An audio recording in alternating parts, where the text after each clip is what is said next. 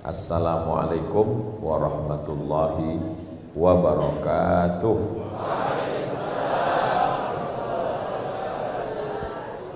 Kalau tuan pergi ke Batam, jangan lupa membeli ikan. Dari bunyi sambutan salam, sepertinya jamaah ini belum sarapan. Apa kabar Bapak Ibu semua? Alhamdulillahirabbil alamin. Allahumma sholli ala sayyidina Muhammad wa ala ali sayyidina Muhammad. MC kita, host kita, protokol kita memanggil saya dengan pantun. Jadi dalam tradisi pantun itu mesti dijawab. Anak raja duduk merayu, akan pergi ke Pulau Maluku. Kalau sampean orang Melayu, nek aku yang melaku. Sekedar menyambut saja. Tradisi pantun itu sebenarnya untuk mencairkan suasana saja. Mudah-mudahan anak-anak cucu kita punya komunikasi yang baik, insyaallah. Amin ya rabbal alamin. Yang sama kita hormati guru kita, Shahibul Fadilah Kiai Haji Muhammad Saleh Drahem LC hafizahullah matta'anallahu bituli umurihi. Sayyidi Al-Habib Muhammad Al-Habaib Al-Afadil Al-Ulama Al-A'izza, para habaib zuriat Rasulullah SAW, para guru-guru kita, para kiai, para alim, para ulama, hadratul muhtaramin wal mukarramin, bapak-bapak dari TNI Polri, hadirin hadirat, muslimin muslimat, mukminin mukminat, solihin solihat yang belum kawin dan belum sunat. Semua yang hadir ini dimuliakan Allah Subhanahu wa taala. Amin ya rabbal alamin. Tema kita ada surga di rumah. Masya Allah. Saya baru ini dapat tema ada surga di rumah. Selama ini rumahku adalah surgaku.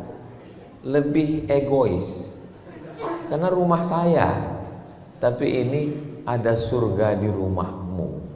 Jadi nggak perlu mencari surga di mana-mana. Surga itu sudah ada di rumah kita masing-masing. Mudah-mudahan pulang dari ngaji ini rumah kita semua menjadi surga Jannatul Firdaus. Surga di dunia, nanti di akhirat masuk surga bersama Sayyidina wa Maulana wa Syafi'ina Muhammad sallallahu alaihi wasallam. Tadi Ustadz Kiai Haji Muhammad Saleh Drahem menjelaskan bahwa 3 bulan ini bulan menata keluarga kita. Ini adalah bulannya Nabi Ibrahim alaihissalam. Ada salah satu nama presiden Amerika, Abraham Lincoln.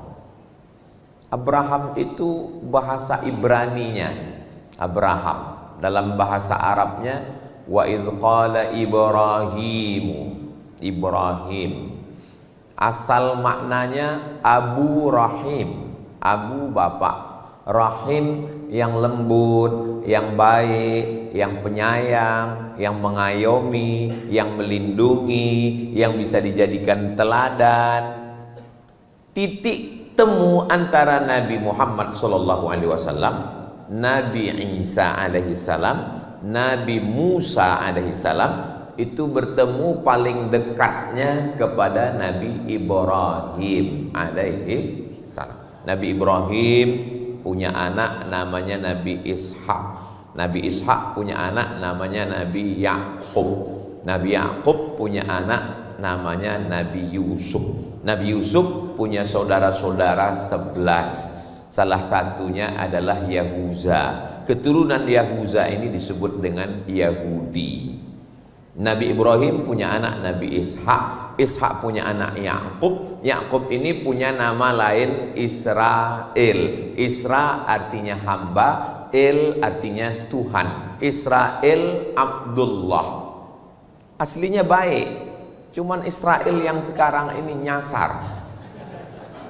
Tapi jangan gara-gara Israel artinya hamba Allah, yang punya anak bulan ini lahir dikasih nama Israel. Maka anak cucu keturunan Nabi Yakub itu disebut dengan Bani Israel. Ini diingat baik-baik, ini nanti keluar dalam UAS, ujian akhir semester. Lalu kemudian turun lagi ke bawah, itulah dia Nabi Daud. Nabi Daud punya anak Nabi Sulaiman. Nabi Sulaiman raja di kalangan hewan-hewan, burung-burung, di kalangan jin, di kalangan manusia, bahkan menaklukkan angin. Sulaiman, orang barat menyebutnya King Solomon. Sampai-sampai ada yang nulis katanya kerajaan Nabi Sulaiman sampai ke Yogyakarta, Sleman. Saking hebatnya. Jadi keturunan-keturunan ini ke bawah. Lalu kemudian ada seorang laki-laki namanya Imran. Imran punya istri namanya Hannah. Hannah melahirkan anak perempuan namanya Maryam. Maryam punya anak laki-laki namanya Isa. Itu dari jalur Sarah. Sedangkan dari jalur Hajar lahirlah seorang anak laki-laki namanya Ismail. Isma artinya dengarkanlah, El Tuhan. Ismail, kabulkanlah ya Allah. Karena dia berdoa selama 86 tahun. Rabbi habli minas solihin, Rabbi habli minas solihin, Rabbi habli minas solihin. Lahir anak Ismail. Istajib ya Allah, dengarkan dan kabulkanlah doa saya. Dari jalur ini dan dari jalur ini orang baik-baik. Lalu kemudian turun sampai kepada Adnan. Adnan ini punya keturunan, itulah dari Sayyidina wa Maulana Muhammad sallallahu alaihi wasallam, punya anak Abdullah, punya ayah Abdullah, Abdullah punya ayah Abdul Muttalib, Hashim, Abdi Manaf, Qusay, sampai kepada Adnan, keturunan Sayyidina Ismail, anak daripada Sayyidina Ibrahim alaihi salam. Makanya dalam sholat kita tidak hanya disebut Ibrahim, tapi keluarga. Kama shallaita ala Ibrahim wa ala ali Ibrahim, kama barakta ala Ibrahim wa ala ali Ibrahim. Jadi tidak hanya person, satu orang, tapi keluarga. Kenapa disebut keluarga? Karena memang Nabi Ibrahim ini tidak hanya baik sendirian. Itu tidak dengan Nabi. Kalau Nabi yang punya anak Kan'an tidak disebut dengan Ali Nuh, belum ada satupun menyebut. Wa idh qala, ingatlah ketika Nabi Nuh berkata kepada anaknya, ya bunayyarkam ma'ana, wahai anakku mari naik ke atas perahu sampan bapak. Karena hujan 40 hari 40 malam, tenggelam semesta, dia takut anaknya tenggelam. Maka dia panggil, ya bunayya, wahai anakku, irkam ma'ana, mari naik ke atas perahu bapak. Apa kata jawab anaknya Kan'an? Sa'awi ila jabali ya'simuni minal ma. Saya akan naik ke atas bukit yang akan bisa menyelamatkan saya dari air. Tapi ternyata saat akan tenggelam, di situ yang bangkit bukan jiwa seorang nabi, tapi jiwa seorang ayah. Bukan nabi yang melihat umat, tapi seorang ayah yang melihat seorang anak. Apa kata Nabi Nuh? Ya Rabbi, inna bni min ahli. Ini anak saya ya Allah. Apa kata Allah Subhanahu wa taala? Innahu laisa min ahlik, dia bukan anakmu. Innahu amalun ghairu salih, karena amalnya tidak saleh. Jadi makanya selalu kita berdoa kepada Allah, Rabbi habli minas salihin. Selesai salat, Allahumma ja'alni minat tawabin wa ja'alni minal mutatahhirin wa ja'alni min ibadikas salihin. Lalu kemudian ketika kita salam dalam salat setelah at-tahiyatul, assalamu alayka ayyuhan nabiyyu wa rahmatullahi wa barakatuh, wassalamu alayna wa ala ibadillahis sholihin. Maka nama yang paling bagus adalah Kiai Haji Muhammad Soleh.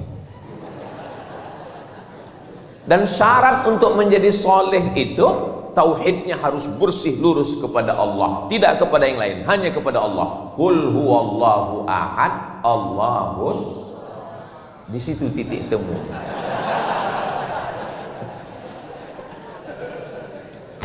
Nah, jadi nakhodanya ini kapalnya bagus, bahteranya mantap, tapi kalau nakhodanya nggak jelas, ini kapal nggak bisa berlayar.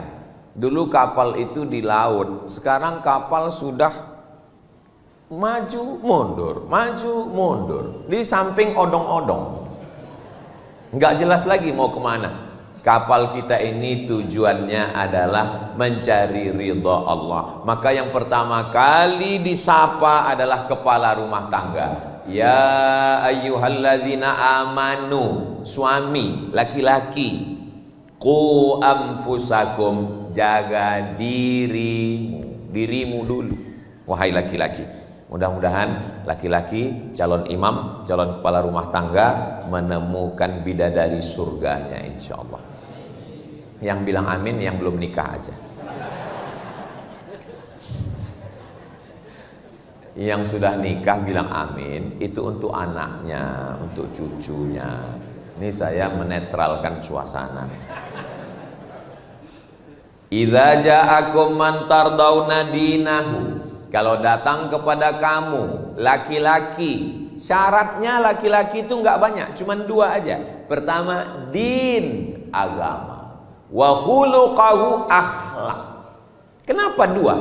Karena ada orang yang taat beragama, sholat rajin, puasa sunat, Senin Kemis, umroh, berangkat ke Makkah sebulan sampai 2 kali, ternyata punya travel umroh, tapi ngomongnya kasar, nggak ada tata krama, sopan santun. Saya ini bagi orang di Pulau Jawa termasuk yang ngomongnya kasar, karena kami di Pulau Sumatera banyak gunung, ngomong tuh mesti keras karena angin kencang. Saya sudah mulai setel, saya akan berangkat ke Pulau Jawa, ke Malang, ke Surabaya. Jadi saya memang udah setel ngomong itu lembut. Marilah kita bina keluarga yang baik, supaya kita menjadi sakinah mawaddah. Tapi nggak bisa, memang udah gitu setelannya. Tapi sebetulnya saya ini suaranya aja yang keras, hatinya selembut sutra. Yang ngomong ya saya sendiri. Nah, jadi syaratnya kepala rumah tangga laki-laki itu dua. Yang pertama adalah din, agamanya. Yang kedua akhlaknya. Ini nggak boleh bertentangan. Ada sebaliknya, dengan tetangganya sopan, dengan kawannya baik, ngomongnya lembut, tapi nggak sholat. Itu juga tidak baik. Yang satunya sholat, orangnya rajin. Kalau dengan temannya, masya Allah, tabarakallah. Kalau pergi ke restoran dengan teman, tiba-tiba itu jusnya tumpah, tenang bro, kita pesan satu lagi. Pesan satu lagi. Dengan teman lembut, tapi dengan istri begitu tumpah, kemana matanya tadi? Mudah-mudahan anak-anak perempuan kita dapat suami yang cukup 2 syarat ini. Yang pertama din, agamanya, sholatnya, akidahnya, asyhadu an la ilaha illallah wa asyhadu anna muhammadan rasulullah. Sholat. Saya ustadz, dulu nyangka kalau nikah sama dia hidup saya bahagia, karena saya lihat dia statusnya sudah mantap, pengusaha, BUMN, PNS. Ternyata Pak Ustadz, harta tidak membahagiakan. Kenapa Bu? Sampai sekarang dia nggak sholat. Gimana rasanya punya suami nggak sholat? Kayak tidur sama genderuwo. Lama hidup banyak dirasa, jauh berjalan banyak dilihat. Lama jadi ustadz banyak yang curhat. Makanya bapak-bapak, ibu-ibu yang cari menantu, maka pilih 2 ini, fit and proper test. Buat nanti, kumpulkan semua jamaah, buat acaranya fit and proper test menantu. Ketua Kiai Haji Muhammad Soleh Drehem. Tim penguji dari luar Abdul Somad. Pengaman sudah siap TNI Polri. Kita tes syahadatnya, sholatnya. Kamu mau minang jamaah kita? Iya Pak. Sholat? Alhamdulillah. Berapa kali? Idul Fitri, Idul Adha. Hafalan surat-surat pendek? Alhamdulillah. Namanya siapa? Namanya Kausar Pak, baca inna a'tainakal kausar. Kamu Imran Pak, baca surat Ali Imran. Wah panjang Pak. Memang nama saya Imran, tapi sehari-hari dipanggil Kulhu. Ya baca Kulhu Allah. Tidak ada yang melembutkan hati, menenangkan jiwa, pelipur lara selain dari anak yang pakai baju koko, pakai sarung, ngangkat tangan, Allahu Akbar. Itulah makna qurrata a'yun, sejuk dipandang mata. Mudah-mudahan anak kita anak yang soleh dan solehah. Syarat kepala rumah tangga suami nggak banyak. Yang pertama din agama, yang kedua akhlaknya baik. Kalau perempuan syaratnya agak banyak, 4. Tungkahul mar'atu li arba', perempuan itu dinikahi karena 4. Pertama, liha, sugih, kaya. Kamu nikah dengan dia? Iya. Perasaan dulu kamu kan playboy cap tupai, lompat sana lompat sini, kok nikah dengan dia? Ya ini yang paling kaya Pak Ustadz. Kabarnya dia ini kakeknya dulu orang-orang kaya yang hartanya nggak habis 7 turunan. Terus ternyata setelah nikah ketahuan dia keturunan yang ke-8.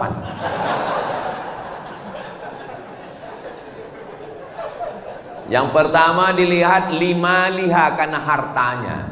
Yang kedua lihasabiha karena keturunannya.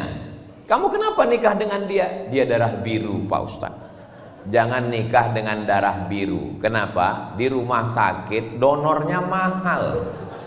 PMI Palang Merah Indonesia belum menyediakan darah biru. Bangsawan, bangsa yang hidup di awan. Saya merasa disediakan pentas, karpet, kursi. Sayalah bersama Ustadz dan Habib tempat yang paling tinggi. Ternyata ada yang lebih tinggi. Hai guys.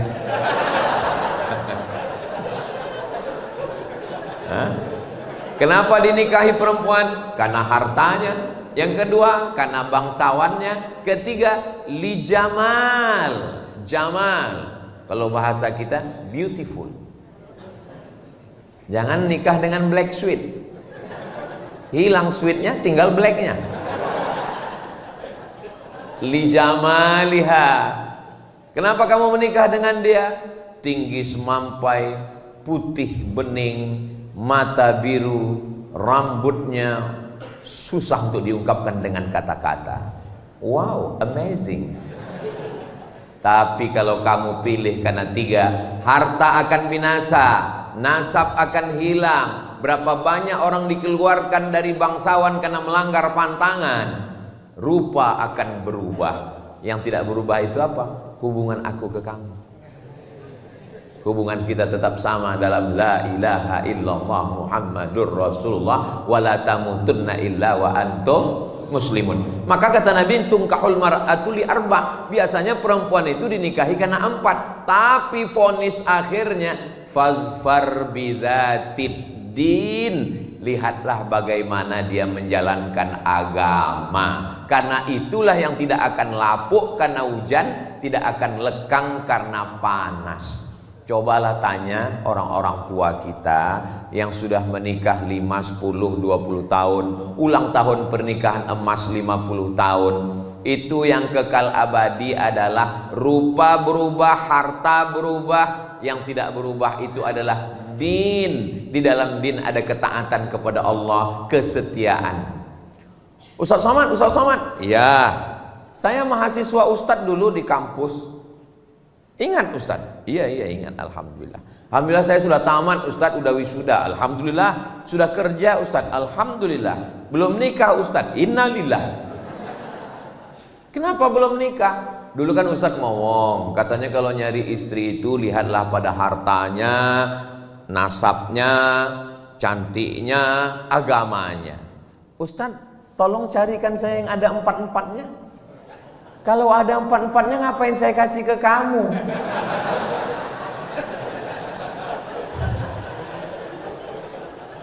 Man talaba akhan bila aibin baqiya bila akhin.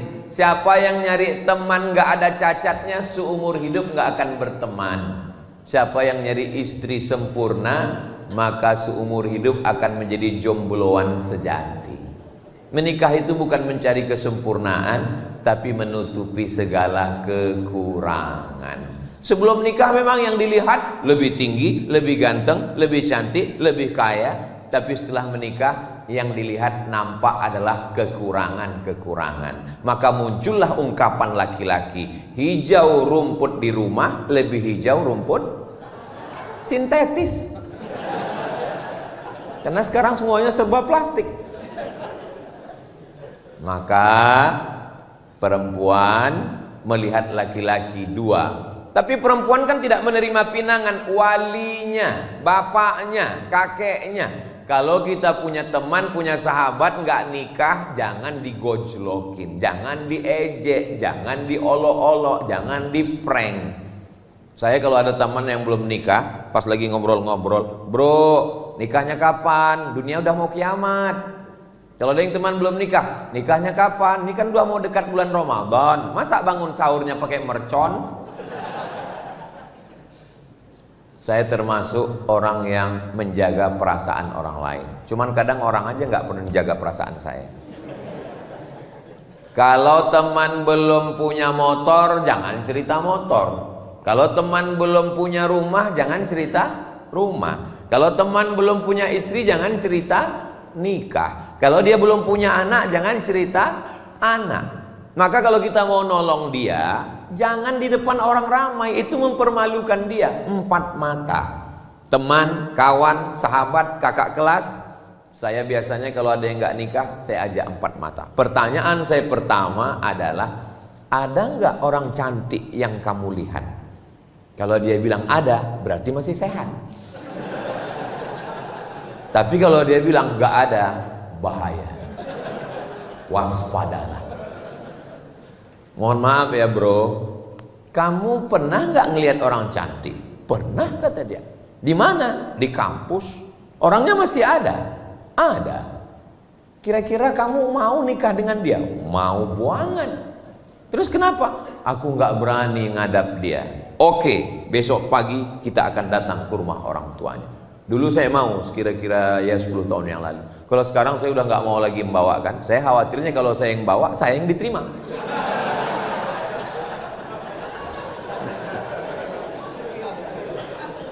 Ustadz Somad kepedean.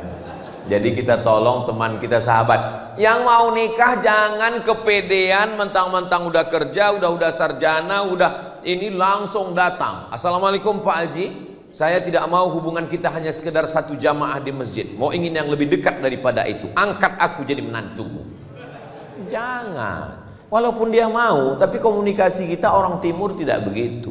Bawa orang tua, bawa Ustadz Kiai Haji Muhammad Soleh Drehem, bawa Habib.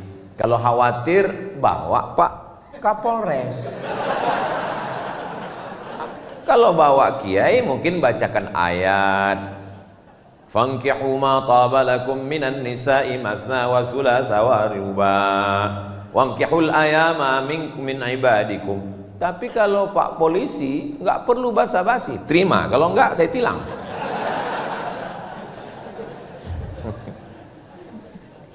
Jangan nodai hubungan yang suci. Jangan rusak fitrah yang sudah diberikan Allah Subhanahu wa ta'ala. Jaga. Bapak yang punya anak laki-laki, ibu yang punya anak perempuan, jangan biarkan angka aborsi kita 1,5 juta. Nauzubillah, nauzubillah, nauzubillah. Berarti setiap detik ada. Ditambah lagi grup-grup sekarang, saya mau menceritakannya pun malu. Yang terakhir di Bredel, grup sedarah. Nauzubillah, nauzubillah, nauzubillah. Mudah-mudahan Allah menyelamatkan negeri ini. Wa ma kana Allahu liyu'adzibahum wa anta fihim. Allah tidak akan menurunkan azab selama Nabi Muhammad SAW masih ada bersama kamu. Wa ma kana Allahu mu'adzibahum wa hum yastaghfirun. Allah tidak akan menurunkan azab selama masih ada yang beristighfar. Kalau dilihatlah merajalelanya zina, sudah lama azab itu turun. gunung meletus, tsunami naik ke darat. Kenapa negeri ini masih aman? Masih ada orang-orang tulus ikhlas yang bangun tengah malam beristighfar, astaghfirullah rabbal baraya, astaghfirullah minal khataya. Tulus ikhlaskan Allah Subhanahu wa taala. Lalu kemudian jangan kita rusak negeri ini. Insya Allah Jawa Timur, Surabaya, Indonesia tetap dijaga dalam lindungan Allah. Baldatun thayyibatun wa rabbun. Kalau zina dan riba sudah merajalela, itu tanda mereka mengundang azab Allah Subhanahu wa taala. La ta'murunna bil ma'ruf, ajak orang buat baik.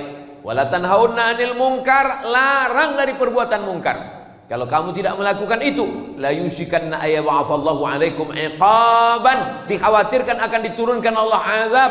Ketika azab itu turun, summa tad'unahu, lalu kamu kumpul ramai-ramai istighosah kubro, ngangkat tangan, Allah angkat bala ini, fala yustajabu lakum, doa kamu tidak dikabulkan. Jadi tujuan kita ngaji, tujuan kita sholawatan, tujuan kita majelis zikir, itu semua untuk menyelamatkan kita, anak-anak kita dari fitnah akhir zaman yang luar biasa ini.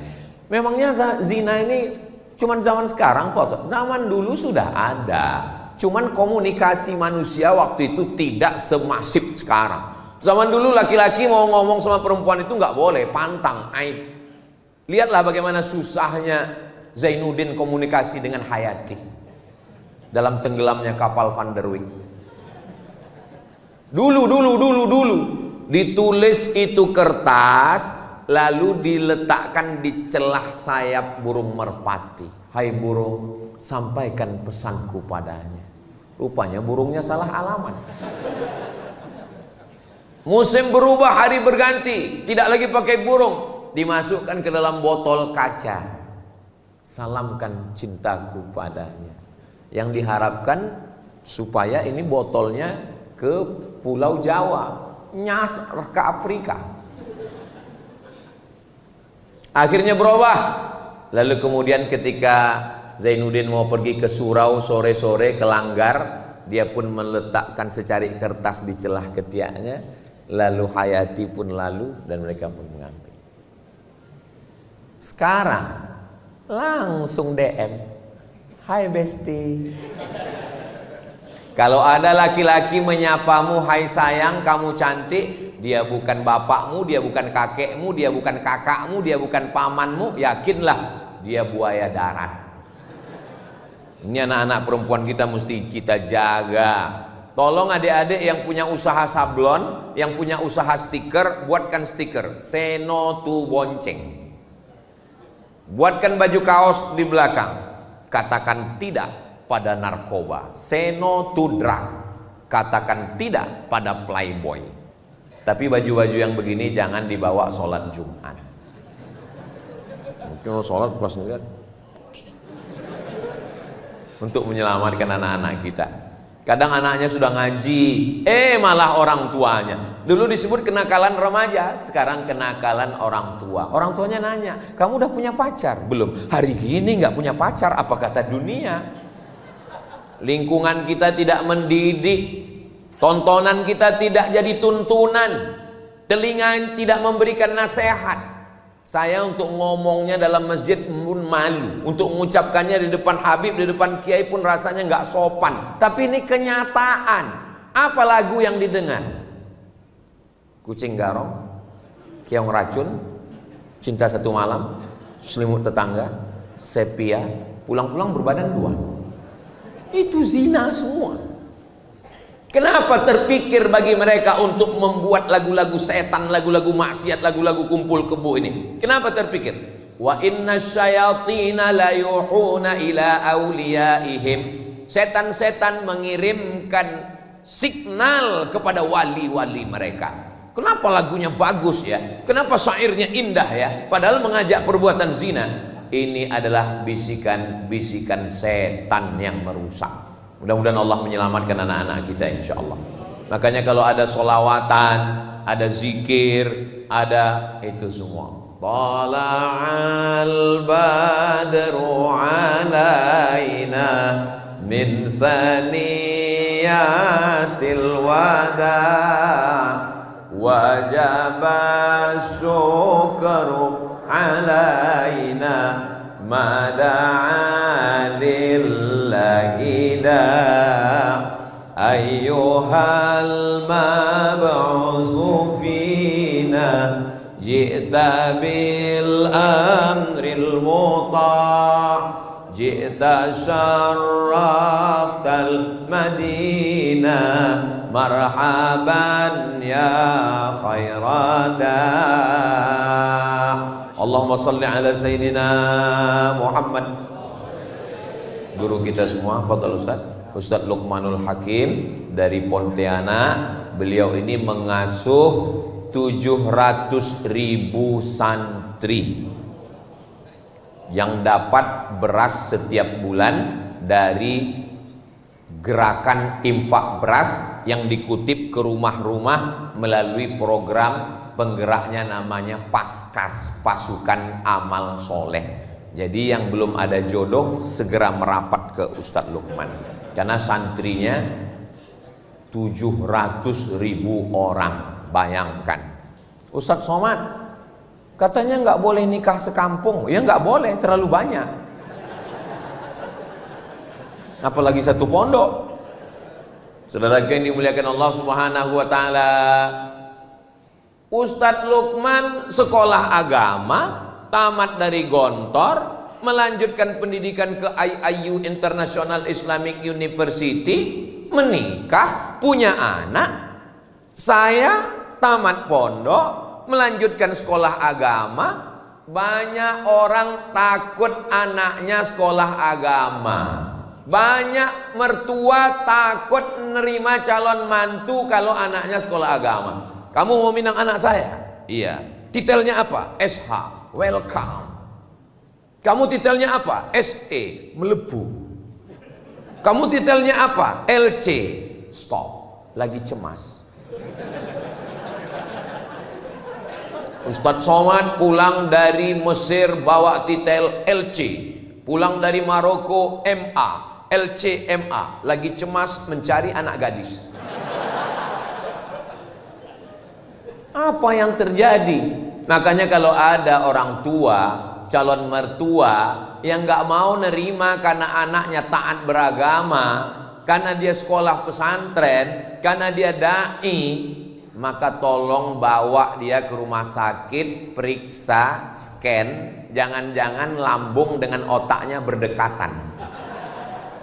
Sengaja Allah ciptakan jauh jaraknya, otak letaknya di atas, lambung letaknya di bawah, supaya kita jangan hanya mikir lambung. Makhluk yang otaknya dekat dengan lambung, udang, maka disebut dengan, enggak ada saya ngomong begitu.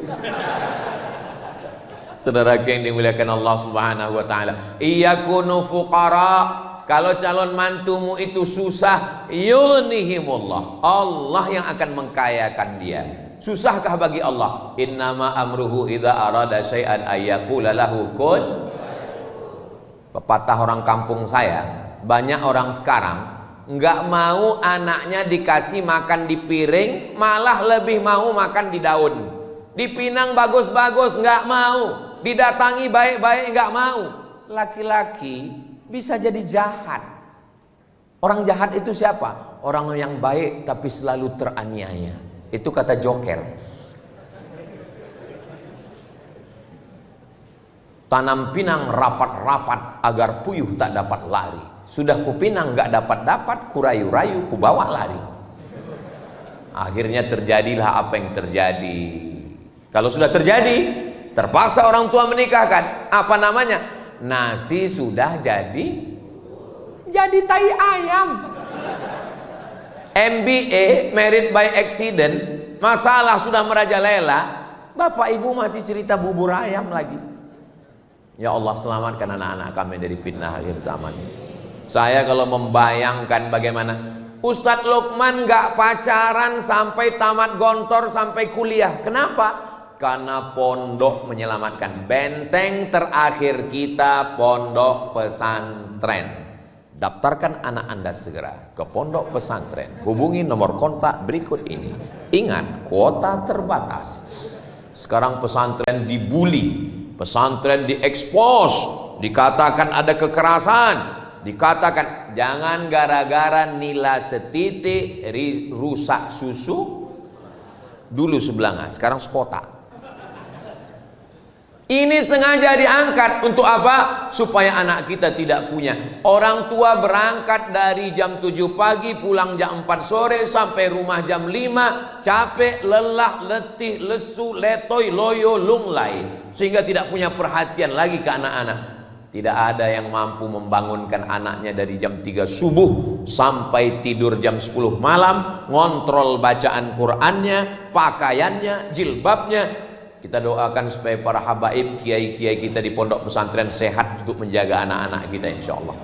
Anak saya, ponakan saya wajib mondok. Anak Ustadz Lukman mondok, kirim ke Al-Azhar Kairo Mesir. Anak saya, ponakan saya mondok. Yang nggak mau mondok, saya pecat jadi anak. Kenapa? Karena saya nggak sanggup. Kiai-kiai zaman dulu, supaya anaknya nggak manja, maka dikirim ke kiai lain, dikirim ke pondok lain. Supaya apa? Supaya anak merasakan pendidikan. Orang tua yang sayang dengan anak bukan orang tua yang menyiapkan kamar yang besar, AC yang dingin, dengan layar TV yang besar, dengan handphone, gadget, laptop. Ustaz Somad, tolong datang ke rumah saya besok, bisa? Acaranya apa Pak? Walimah? Enggak.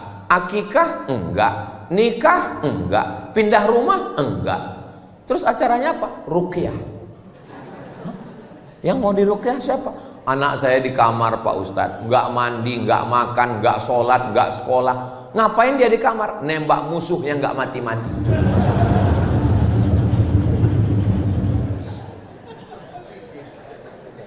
Terus terang saya belum pernah membaca hadis u'izuka min game online.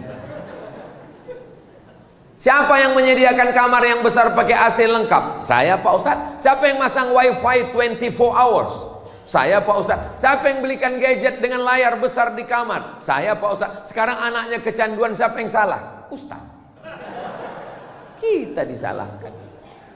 Kenapa orang tua membiarkan anak manja? Karena dia dulu menderita, dia tidak ingin anaknya susah. Akhirnya apapun yang diminta anak diberikan. Anak minta motor, diberikan. Motornya dipreteli, hilang semua, tinggal stang sama mesin. Speedometer nggak ada, knalpot disunat, dipotong semua, lewat depan masjid. Ghairil maghdubi alaihim waladdallin. Didoakan sama jamaah, mampus. Amin. Ya kalau mati, kok setengah mati? Maka setelah anak dinikahkan, menangis ibu. Ini mempelai laki-laki, ini mempelai perempuan, ini kedua orang tua sebelah kanan, sebelah kiri. Nangis si mempelai perempuan, ibunya nangis. Ibu nangis kenapa? Tanggung jawab saya sebagai orang tua sudah lepas Pak Ustadz. Anak saya sudah nikah. Kata siapa? Kata siapa tanggung jawab ibu lepas? Tolong nanti ibu kalau kebetulan jadi mempelai, mendampingi mempelai jadi orang tua, jangan asal-asal nangis. Saya dikirim beberapa video waktu sungkem itu, orang tuanya nangis, yang lain bukan nangis. Kenapa? Bulu matanya copot. Dapat videonya? Kalau nggak dapat nanti saya kirim. Siapa yang mengatakan tanggung jawab bapak sama ibu berakhir setelah akad nikah? Akad nikah acara yang sakral, yang suci, yang bersih di masjid. A'linu hadzal nikah. Nikah jangan diam-diam. Buat iklannya, istiharkan, buat walimahnya. Aulim walau bisyatin. Ta'al. Sini, wahai Abdurrahman bin Auf. Kamu nikah ya? Iya ya Rasulullah. Karena di tangannya ada atharus sufrah, kuning-kuning bekas za'faran. Kamu menikah, iya. Kenapa enggak ngundang-ngundang? Aulim walau bisyatin, buatlah selamatan walaupun hanya seekor kambing. Seekor kambing kalau di Arab itu undangannya 10 orang. Kalau seekor kambing. Kalau di kampung saya 1 RW. Apa maksudnya? Walaupun ngundang 10 orang, buat acara, baca doa, syukur-syukur ada hadrah, wadribu alaihi bidufuf, pukulkan kendang. Barakallah lakuma wa baraka alaikuma wa jama'a bainakuma fi khair. Setelah itu menikah bulan Januari, lalu kemudian nanti bulan Desember atau Oktober, Ustadz Somad datang ya acara akikah. Yang nikah Januari kemarin, alhamdulillah. Tapi sekarang jarang-jarang begitu. Nikah Januari, Mei diundang akikah. Loh, perasaan kemarin walimahnya Januari. Iya Pak Ustadz. Mei kok sudah akikah? Ini efisiensi Pak Ustadz. Mau gimana anak-anak kita ini? Enggak 1, 2 jamaah nanya, gimana hukumnya menikahkan, maaf, beribu maaf, 10 jari saya angkat 11 dengan kepala kepada Habib, kepada Kiai, mohon maaf, gak sopan, gak layak. Tapi ini kenyataan. Apa hukumnya menikahkan perempuan yang sedang hamil Pak Ustadz? Menurut mazhab Syafi'i, perempuan yang hamil nikahnya sah. Makanya Pak Kua nggak pernah nanya berapa bulan ya, nggak pernah. Maka dinikahkannya saja. Karena kita pakai kompilasi hukum Islam Indonesia. Yang jadi masalah bukan akad nikahnya, yang jadi masalah setelah anak lahir. Setelah anak lahir nggak boleh pakai bin bapaknya, binnya ke ibunya. Kenapa? Karena itu bukan anak dia. Ini anak saya Pak Ustadz. Sudah tes DNA ke Singapura, ini anak saya. Dalam penetapan nasab nggak bisa pakai DNA, nggak bisa menetapkan nasab. Tapi ini anak saya, nggak bisa. Kenapa nggak diakui? Karena kertas nggak diakui KPU, nyoblos sebelum hari H. Sampai di sini paham? Kalau bapaknya, tolong fokus ke yang kedua. Kalau bapaknya meninggal, si anak nggak dapat warisan. Kalau si anak meninggal, si bapak nggak dapat warisan. Yang paling mengerikan, ternyata si anak perempuan 20-25 tahun akan datang, dia mau nikah, kamu nggak bisa mewalikannya karena kamu bukan bapaknya. Itu yang paling menyakitkan. Mau jujur takut, mau ngaku nggak enak, mau dinikahkan nikah nggak sah. Jalan solusinya gimana? Ngomong ke Pak Kua, Pak Kua mohon maaf, nanti saya pura-pura mencret ya. Kata Pak Kua, bukan kau yang pertama, yang lain gitu juga. Akhirnya Pak Kua yang menikahkan. Zawwajtuki, aku nikahkan engkau, bima wakkalani fulan, karena si fulan. Nggak ada yang mewakilkan, karena fasultanu waliyun man la waliyalaha. Sultan, wali hakim Pak Kua adalah menjadi wali bagi perempuan yang nggak punya wali. Bayangkan itu, pikirkan. Makanya zina ini efeknya multi efek, sistemik, efek domino. Batu domino kalau disusun senggol satu, runtuh semuanya, hancur semuanya. Laki-laki calon suaminya bisa curiga, kenapa enggak bapakmu enggak mewalikanmu? Ujung-ujungnya dia lihat, kenapa hidung kalian beda? Nauzubillah. Yang lalu-lalu apa boleh buat? Mudah-mudahan Allah mengampunkan. Yang akan datang kita perbaiki bersama. Kita selamatkan anak-anak kita ini insya Allah. Selamat dari perbuatan. Lalu kemudian setelah anak lahir, ketika anak lahir, bisikan pertama di telinga sebelah kanan. Waktu anak saya lahir, Mizian Hazik Abdillah, waktu itu saya belum viral. Saya datang ke rumah sakit, datang perawat bidannya nanya, mau ngapain mas? Katanya. Saya nggak pakai peci. Saya kalau nggak pakai peci, pakai baju kemeja, disangka orang mahasiswa semester 7. Saya bilang, saya mau, anak saya baru lahir, kebetulan tanggal 1 Muharram, saya lagi ceramah nyambut 1 tahun baru, pulang-pulang dia udah lahir. Maka tolong nanti bayinya dipegang begini, kepalanya di sebelah kiri, azannya di telinga kanan. Bisa azan kan katanya. Tapi alhamdulillah, artinya bidan-bidan kita walaupun dia nggak mondok, nggak sekolah agama, tapi sudah diajarkan ternyata mesti diazankan. Saya azankan.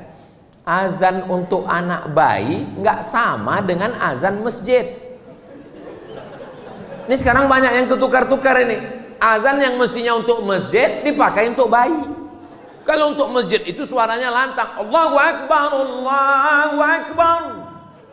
Kalau untuk bayi, Allahu Akbar, Allahu Akbar. Ini sekarang banyak yang untuk bayi dipakai ke masjid. Makanya orang nggak ke masjid. Pas ditanya, sampean orang lu ngonang masjid? Iku untuk bayi. Bisikan ke anak kita adalah asyhadu an la ilaha illallah. Masuk ke telinga, ditangkap oleh otak sampai ke tangkai jantung, masuk ke mata, masuk ke telinga, masuk ke tangan, masuk ke kaki, masuk ke sumsum, masuk ke otak. Kalimatu haqqin 'alaiha nahya wa 'alaiha namutu wa biha nub'atsu.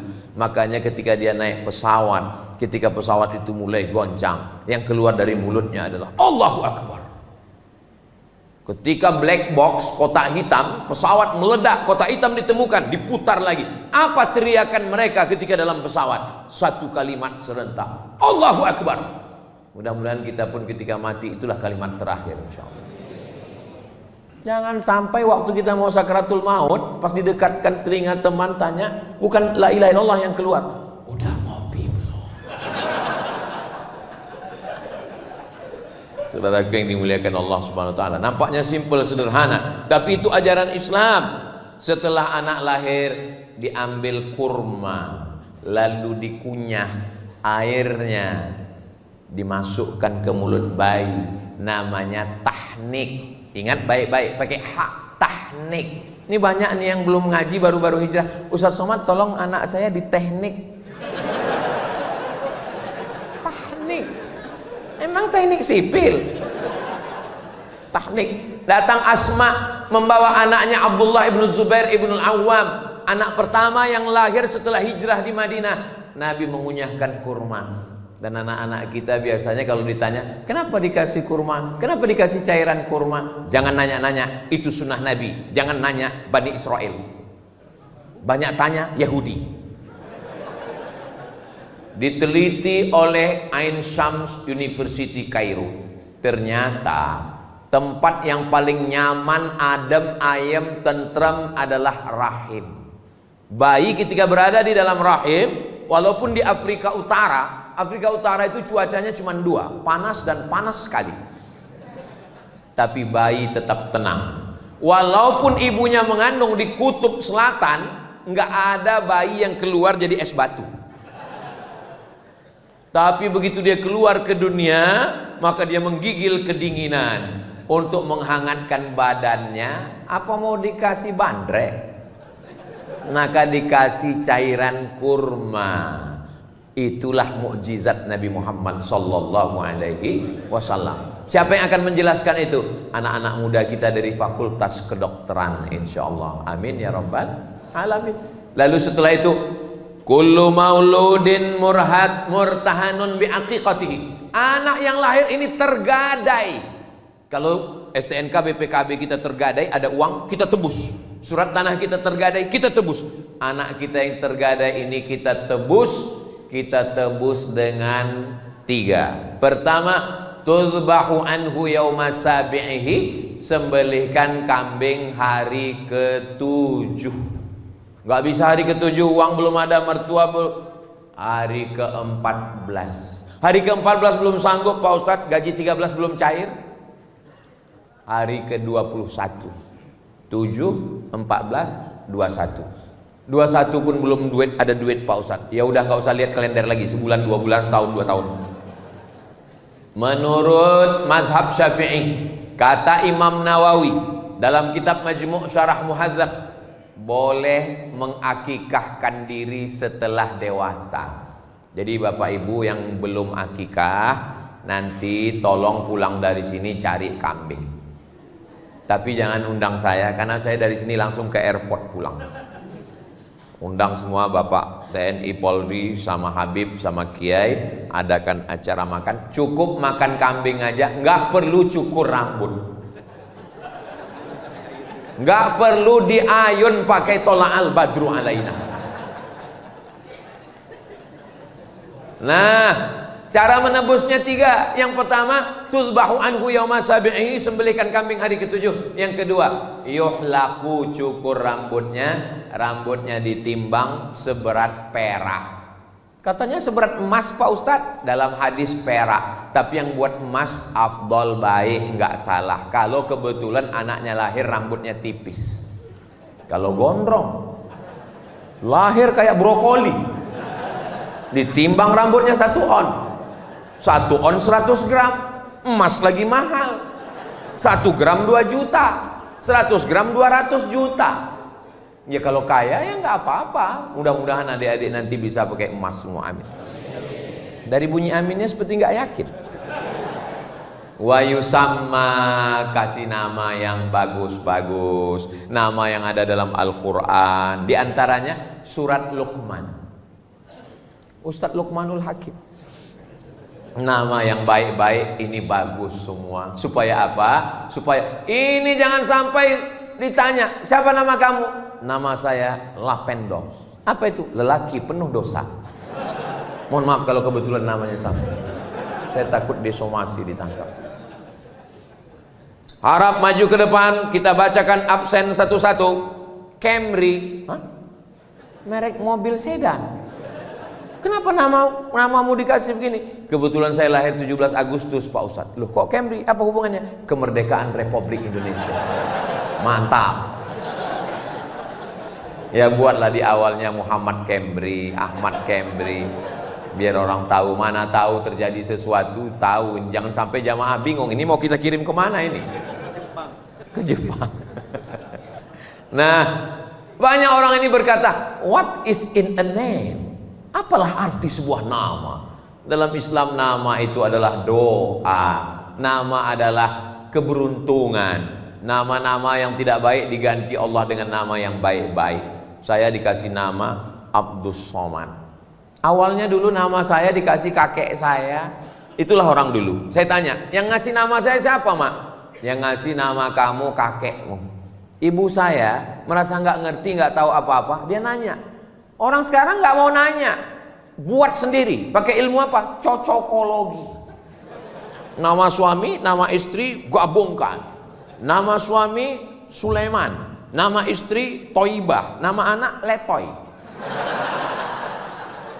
Mohon maaf Pak Sulaiman. Apa ini? Kita punya kiai, kita punya Habib, tanya kira-kira nama yang baik untuk anak saya siapa? Nama saya dulu pertama kali dikasih mbah saya, kakek saya dikasih nama Solah. Bagus, Solah pakai H. Solah artinya baik. Tapi di kampung saya orang Melayu, Solah itu nama ikan. Kata ibu saya, masa dipanggil ikan gitu. Nama yang lain lah, Pak. Akhirnya dikasih nama. Waktu itu qori yang terkenal di Mesir, Syekh Abdul Somad, Abdul Basit Abdul Somad. Maka dikasih Abdul Somad. Maka waktu saya kuliah di Mesir, setiap ditanya orang, Ismake, what is your name? Abdul Somad. Masya Allah Syekh, kata dia. Saya yang khawatir, takut disuruh ngaji. Nama ini penting. Lalu kemudian setelah itu apalagi? Diajarkan membaca. Ayyu'allimahul kitaba idza aqala. Diberikan dia pendidikan yang baik. Man ala salasa banatin, siapa yang membesarkan mendidik 3 anak perempuan, fa'addabahunna, diberikan pendidikan yang baik, wa zawwajahunna, dinikahkan dengan orang baik-baik, wa ahsana ilaihinna, buat baik sampai mati meninggal dunia, falahul jannah, maka surgalah baginya. Mudah-mudahan kita mendapatkan kunci surga dengan membesarkan anak-anak kita ini, insyaallah. Yang kaya raya hartanya tinggal, Pejabat, jabatan tidak lama, paling lama 2 periode, itu pun kalau tidak ditangkap KPK.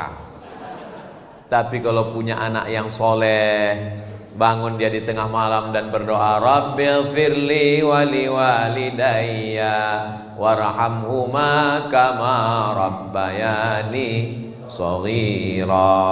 Sekarang di pintu-pintu masjid, di pintu-pintu mall ditulis ada namanya QRIS. QRIS. Cara bacanya gimana sebetulnya? Kris. Q-nya quick. Quick artinya cepat. R-nya response. Kris, quick response code. Kode yang cepat merespon. Sekarang banyak ayah tidak merespon, dipanggil anaknya, papa, tadi adik punya nilai bagus di sekolah, bapaknya tetap juga scroll. Makanya ibu kalau punya suami nggak cepat merespon, tempel kris di kering.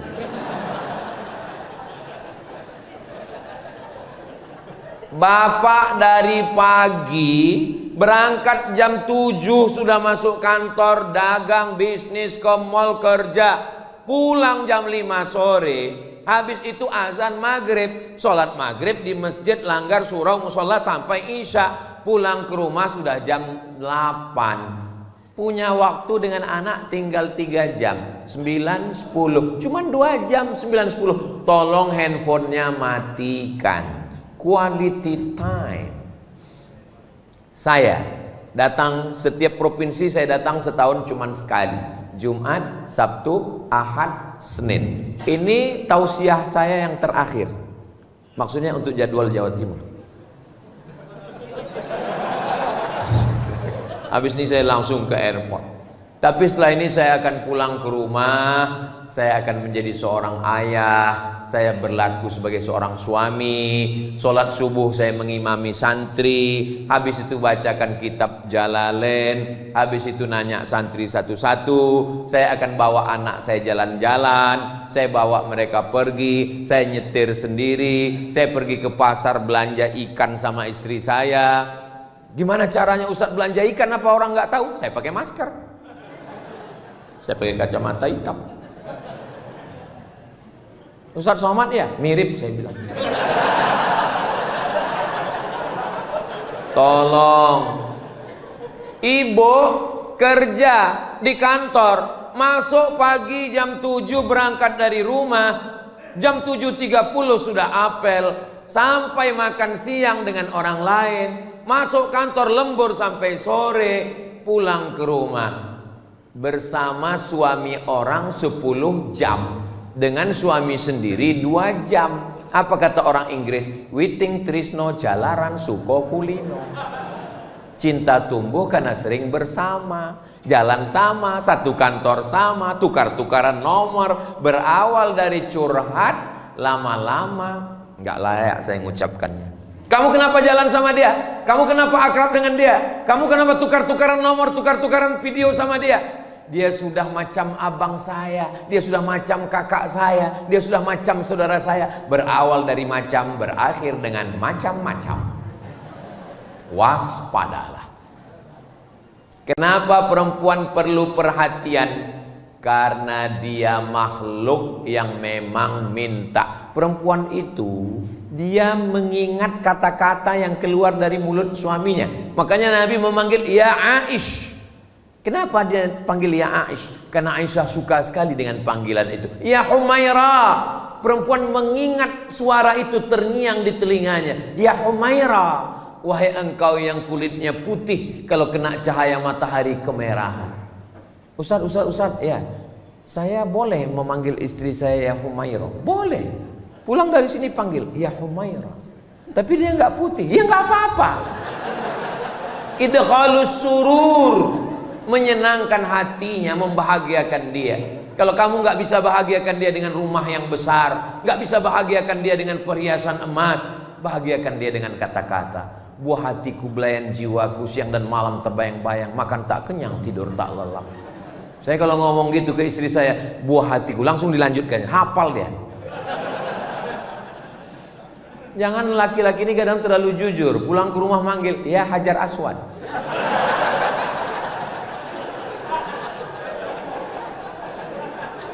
Sampai kapan proses pendidikan keluarga ini? Sampai mereka dulu mati atau kita mati. Proses mendidik anak sampai mereka mati atau kita mati. Kalau kita yang mati duluan, mereka yang akan membisikkan ke telinga kita la ilaha. Mudah-mudahan anak-anak kita yang membisikkan la ilaha illallah. Jangan sampai kita merasakan sunyi di tengah keramaian.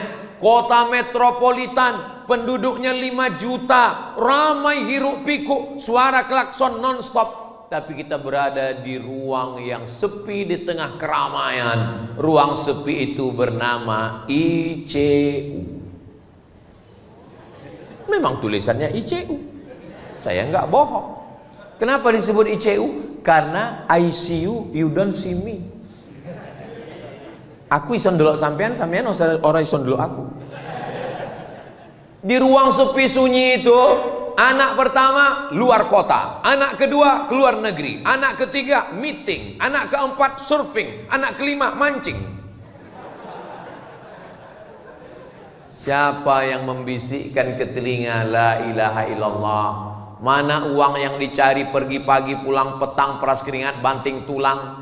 Mana yang lembur kerja nggak pulang-pulang sampai berbulan-bulan nggak pulang? Kepala rumah tangga bernama Bang Toib. Akhirnya kita hanya mau husnul khotimah. Mudah-mudahan anak kita nanti semua yang membimbing kita, yang membacakan surat Yasin, yang mendoakan kita, yang membacakan tahlil afdhalul dzikri fa'lam annahu la ilaha illallah. Mereka mengantar jenazah kita, mereka yang memandikan. Makanya masjid-masjid tolong buat acara penyelenggaraan jenazah, tapi yang latihan itu yang anak-anak muda. Ini sekarang banyak di beberapa tempat yang latihan malah jamaah yang udah tua. Jangan, karena kalian yang mau dilaksanakan. Anak-anak muda ini, itu Pak Ustadz, penyelenggaraan jenazah itu berat Pak Ustadz, modalnya besar. Apa modalnya? Orang cuman keran air kok. Iya tapi Pak Ustadz itu kan mesti ada bonekanya. Nggak usah pakai boneka, pilih salah satu yang malas sholat. Izin sama bapaknya, Pak, izin ya anak bapak nanti untuk praktek. Memang saya sudah lama nasihati dia nggak cocok. Siram. Cara menyiramkan air ke jenazah. Nah, jenazah orang oleh guyu, orang nyuncung guyu. Nah, hanya sampai pengkafanan, jangan dikuburkan.